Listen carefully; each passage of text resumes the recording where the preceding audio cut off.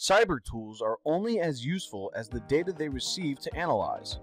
Since standard tools do not typically support WAN interfaces, a product able to automate access to WAN traffic would be highly valuable for security teams.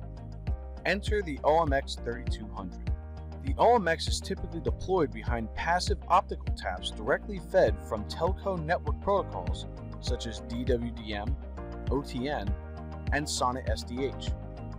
The goal is to convert WAN traffic to Ethernet for analysis by standard cyber tools.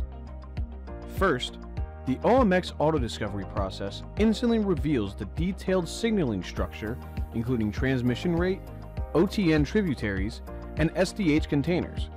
Prior to NetQuest appliances, teams were forced to manually decode transport structures through trial and error methods. Once the auto-discovery information is revealed, the OMX allows users to intercept traffic of interest by selecting specific WAN containers. From there, the OMX will remove WAN protocol wrappers and deliver the IP packets over standard Ethernet. Along with the extraction of IP packets, the OMX can also remove headers and tunnels, as well as export flow-based metadata. All of this is accomplished via state-of-the-art FPGA technology that works at line rate, eliminating chances of packet dropping. Here is our senior systems engineer Dave Reed to give you a brief demonstration on how the WAN auto-discovery feature works for the OMX 3200. Here is the inventory screen you will see when first logging into our web-based graphical user interface. This screen provides information about the status and health of the system all in one location. You can use it to find out the health of the power supplies, fan status, fan speeds, software levels, MAC or IP addresses, as well as how the 4 slots are currently configured. We're going to look at slot 4 in this demo, which is in OTU4 MUX mode. Navigation in the web GUI is intended to be user-friendly. You will always have access to these icons on the left side of the screen, so you can easily navigate between the different sections of the web GUI: inventory, monitoring, configuration, and administration.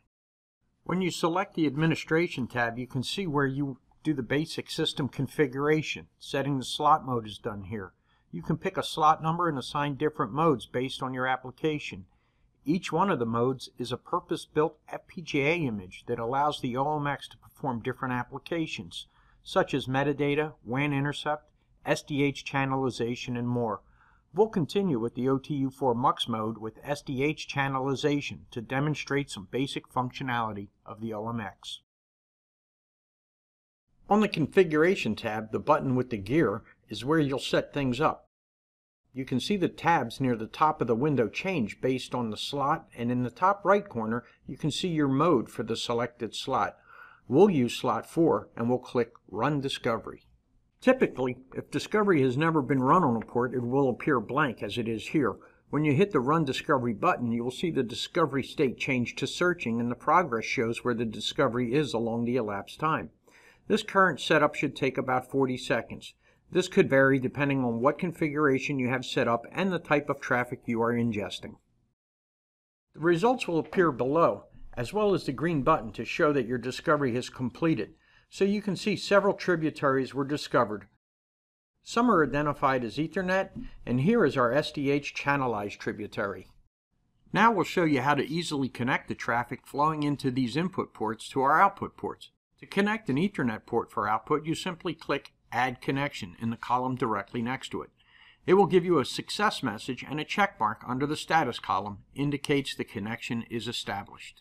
To look at the statistics on that Ethernet output port, you can go to the Monitoring tab on the left side of the dashboard with the speedometer symbol and look at Ethernet statistics for that connection. You'll see that the connection is up and passing traffic, the current speed, and packet rates.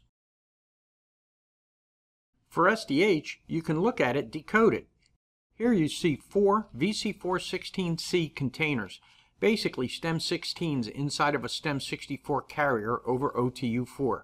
Here they are currently not connected. If I want to connect all 4 at this level, you hit the back button to return to the Discovery page and click Add Connection, and connections are created. Once you get the success label on top, go to the Packet Processing tab at the top of the window.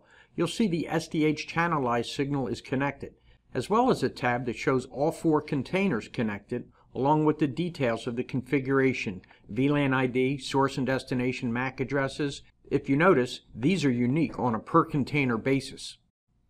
That's configured on the actual SDH card, which for us is in slot 3. Again, at the top, go to the Packet Processing tab and see we have unique VLAN tag enabled and unique source MAC address enabled. That's why when we look at the SDH traffic on slot 4, we see unique VLAN tags as well as source MAC IDs.